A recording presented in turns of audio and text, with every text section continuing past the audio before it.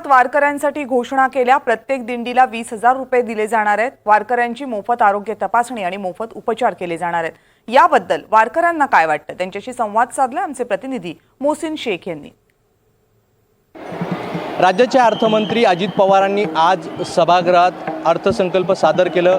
यावेळी अनेक घोषणा झाल्या, मात्र याच वेळी वारकऱ्यांसाठी काही महत्त्वाच्या घोषणा करण्यात आल्या आहे, ज्यात दिंडीसाठी 20,000 रुपये असतील किंवा वारकरी मंडळाची स्थापना करण्याची घोषणा अजित पवारांनी केलेली आहे। आणि ह्या सगळ्या घोषणांकडे वारकरी कसं पाहतात हेच जाणून घेऊया। माझ्यासोबत काही वारकरी आहेत। घोषणा तुम्हाला माहिती आहे, अजित पवारांनी अनेक घोषणा केल्या वारकऱ्यांसाठी, कसं पाहता, काय प्रतिक्रिया असेल? हा जो निर्णय अजितदादा पवारांनी असणारा या ठिकाणी घेतला तो अत्यंत स्वागतार्ह आहे। मी सर्व वारकऱ्यांच्या वतीनं या निर्णयाचं स्वागत करतो आणि सर्व जे असणारं उपमुख्यमंत्री अजितदादा पवार आणि त्यांचे जे सहकारी आहेत तर सगळ्यांना मी त्या ठिकाणी धन्यवाद देतो।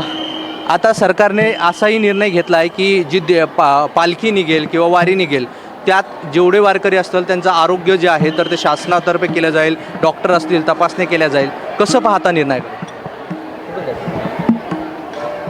पायी नाथ महाराजांची दिंडी, पायी पंढरपूर सरकारकडे कसं पाहता? हो, तर हे जे पवार साहेबांनी जे केलं ते वारकऱ्याच्या हितासाठी चांगलं आहे। आज जो निर्णय आपल्या महाराष्ट्र राज्याचे उपमुख्यमंत्री आदरणीय श्री अजितदादा पवार यांनी जो निर्णय घेतलेला आहे याबद्दल प्रथमतः आमच्या सर्व वारकरी मंडळींच्या वतीने मी त्यांचं मनपूर्वक अभिनंदन व्यक्त करतो आहे आणि छान अतिशय गोष्ट आहे। आज जो निर्णय झालेले आहे त्यात महत्त्वाचा निर्णय वारकऱ्यांसाठी देखील घेण्यात आलेला आहे आणि या सगळ्या निर्णयाचं जे आहे तर वारकऱ्यांनी स्वागत केलेलं आहे। हा निर्णय कौतुकास्पद असल्याचं देखील त्यांनी म्हटलेलं आहे।